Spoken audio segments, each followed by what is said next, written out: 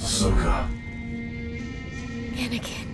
This one goes out to all those Clone Wars and Rebels fans out there. Your fandom helped build one of the most exciting periods in Star Wars history. Now that The Mandalorian is starting to tie into both series, you just know that a big crossover event is inevitable. I think I've got it figured out too. The Outer Rim War.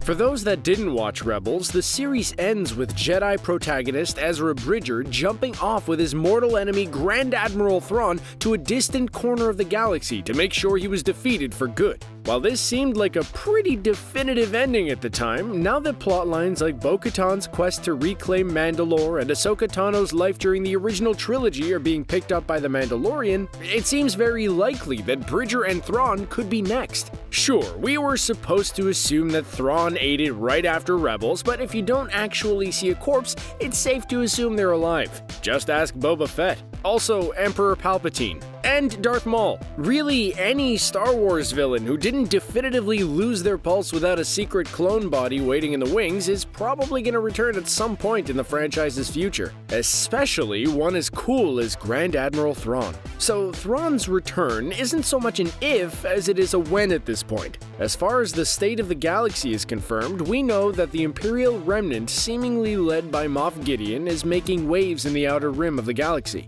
They are trying to build up strength to return the Empire to its former glory. While many think that we're seeing the creation of the First Order from the sequel trilogy, it is entirely possible that this is a rogue Imperial state unaffiliated with Emperor Palpatine or Snoke. Perhaps their leader is a certain Chiss Grand Admiral who still has a few tricks up his sleeves. We also know that Ahsoka Tano will be seen at some point in The Mandalorian when Mando brings Baby Yoda and likely Gideon's armada right to her doorstep. The tracking beacon has been installed on the Razor Crest. So, where is all this leading? We don't see any of these characters in the sequel trilogy, so you know they had to be up to something. Perhaps they were fighting their own war, far away from Rey, Finn, Poe, and all that Skywalker family drama that constantly messes up the galaxy. Seriously, the Skywalkers are like the Kardashians if the Kardashians were the cause of 98% of the galaxy's problems.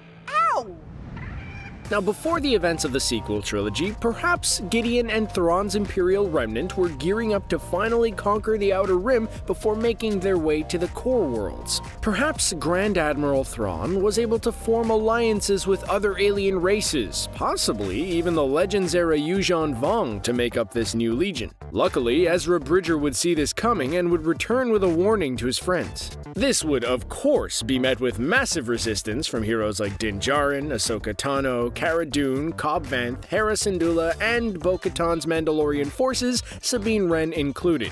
So basically, it'd be like the Avengers of all your favorite Clone Wars, Rebels, and The Mandalorian characters. That should be enough to sell you right there. Ezra, Ahsoka, and their remaining friends would initially have a difficult time convincing the fledgling New Republic, the scattered Mandalorian clans, and the unaffiliated Outer Rim worlds to unite to meet this foe. I mean, who would believe some fairy tale about a Grand Admiral who was thought to be long gone leading a massive army of aliens who were thought to be nothing more but scary stories? Unfortunately, this lack of action will allow Moff Gideon and Grand Admiral Thrawn to lead several successful sieges across the Outer Rim. It's pretty standard for Star Wars for the galaxy not to get its stuff together until after a few planets have already fallen. If the Rebel Alliance were a little more organized, Cara Dune and Princess Leia might still have a home world. Too soon for Alderaan jokes? Imperial trash. The planet that we've seen the most in the last few years has been Navarro. It would make sense if Moff Gideon would want to get his ultimate revenge by decimating the planet where Mando took him and his army down. It would be a difficult but effective scene to watch as Navarro's new lease on life was obliterated by the Yuuzhan Vong / Stormtrooper army. It would be fitting if this featured the last stand of Greef Karga, who would sacrifice everything for the planet that he made into a home. This loss would likely be the one that would push our heroes into action. Sweet, blaster-filled Star Wars action. This would, of course, lead to the kind of grand-scale space combat that we usually see in a Star Wars movie. Imagine a huge fleet of Outer Rim ships mixed with Mandalorians, the Ghost, and the Razor Crest. They would take on Moff Gideon and Grand Admiral Thrawn in an epic display of space battle carnage. There's nothing that Star Wars fans love more than a good space battle. This is where the fun begins.